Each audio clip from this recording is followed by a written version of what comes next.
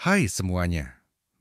Dalam kursus singkat ini, kita akan membahas sebuah keterampilan komunikasi yang sangat penting, yaitu mendengarkan aktif.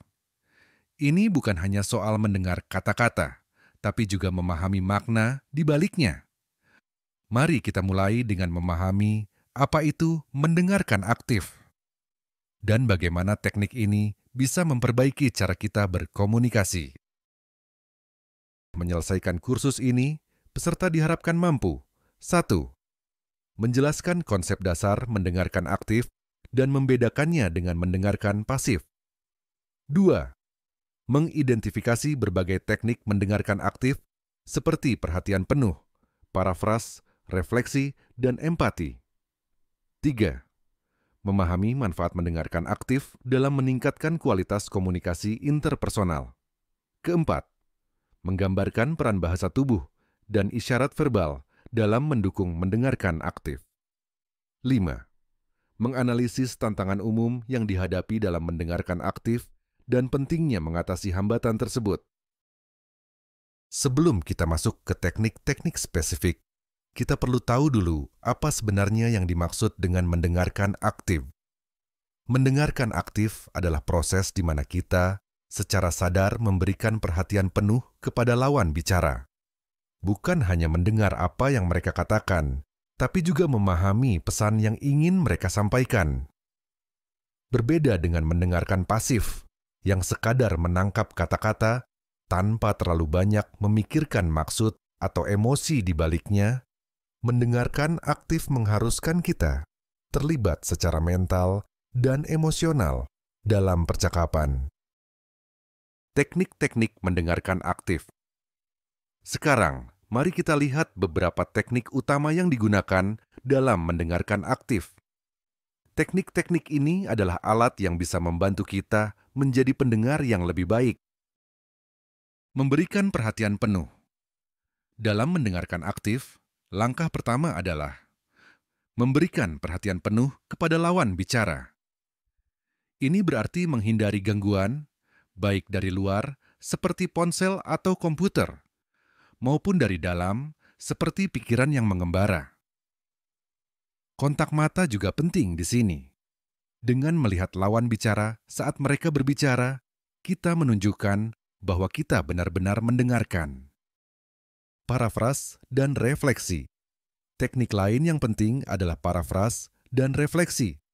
Parafrase adalah ketika kita mengulang kembali apa yang baru saja disampaikan oleh lawan bicara dengan kata-kata kita sendiri. Ini memastikan bahwa kita benar-benar mengerti apa yang mereka katakan. Sementara refleksi lebih berfokus pada perasaan yang mereka ungkapkan, dengan cara menunjukkan bahwa kita memahami emosi mereka. Misalnya, jika seseorang bercerita tentang betapa sulitnya suatu situasi, kita bisa berkata, "Kelihatannya itu benar-benar membuatmu stres ya?" Mengajukan pertanyaan terbuka. Pertanyaan yang kita ajukan juga sangat penting dalam mendengarkan aktif. Dengan menggunakan pertanyaan terbuka, kita mendorong pembicara untuk berbicara lebih banyak dan memberikan detail tambahan. Pertanyaan seperti, "Bisa ceritakan lebih lanjut?" Atau, "Bagaimana perasaanmu tentang itu?" akan membuat percakapan lebih dalam dan bermakna. Manfaat mendengarkan aktif dalam komunikasi. Mengapa kita harus repot-repot menggunakan teknik ini? Apa manfaatnya? Nah, mendengarkan aktif bisa memberikan dampak yang besar dalam komunikasi kita sehari-hari. Dengan mendengarkan secara aktif, kita bisa memahami informasi dengan lebih baik. Ini juga membantu kita membangun hubungan yang lebih kuat, karena lawan bicara merasa didengar dan dipahami. Selain itu, teknik ini bisa mengurangi kesalahpahaman dalam percakapan dan meningkatkan keterbukaan antara kita dengan lawan bicara. Ketika seseorang merasa dihargai dalam sebuah percakapan, mereka akan lebih nyaman untuk berbagi pikiran dan perasaan mereka. Peran bahasa tubuh dan isyarat verbal. Selain mendengarkan secara lisan, bahasa tubuh juga memegang peranan penting dalam mendengarkan aktif. Kita akan bicara sedikit tentang bagaimana gerak tubuh dan isyarat verbal membantu menunjukkan bahwa kita benar-benar terlibat dalam percakapan. Bahasa tubuh seperti mengangguk, tersenyum, atau bahkan sedikit memiringkan tubuh ke arah pembicara bisa menjadi sinyal kuat bahwa kita memperhatikan. Isyarat verbal seperti, "Ya, saya mengerti." Atau, menarik juga menunjukkan bahwa kita tidak hanya mendengar, tapi juga memahami apa yang sedang disampaikan. Hal-hal kecil ini bisa sangat membantu meningkatkan kualitas komunikasi kita.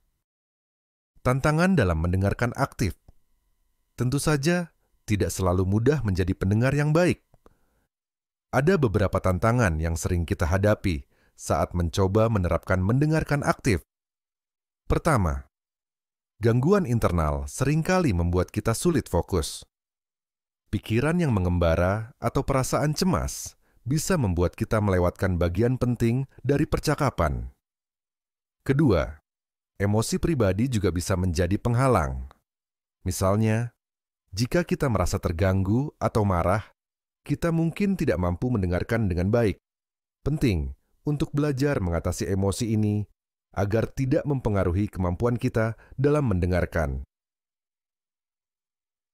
Ketiga, jika ada perbedaan pendapat, seringkali kita tergoda untuk menyela atau bahkan membantah sebelum pembicara selesai. Ini tentu saja bisa menghambat komunikasi yang efektif. Jadi, itulah beberapa hal penting tentang mendengarkan aktif. Dengan memahami konsepnya, menerapkan teknik-tekniknya, dan mengatasi tantangan yang mungkin muncul, kita bisa menjadi pendengar yang lebih baik dan meningkatkan kualitas komunikasi kita. Teruslah berlatih, dan Anda akan merasakan dampaknya dalam kehidupan sehari-hari, baik di lingkungan profesional maupun personal.